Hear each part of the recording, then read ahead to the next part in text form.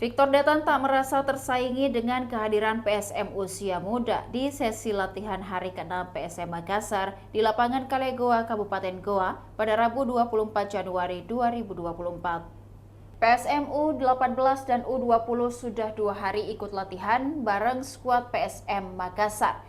Ramang Junior gabung tim latihan karena masih banyak pemain PSM Makassar belum bergabung. Victor Detan, salah satu pemain yang masih muda, menyambut baik kehadiran PSM Junior. Pasalnya Victor Detan pernah berada di posisi juniornya itu, mengawali karir dari PSM Junior lalu naik level ke skuad senior. Pemain berdarah campuran itu, Indonesia-Kanada, juga tidak merasa ada persaingan dengan juniornya.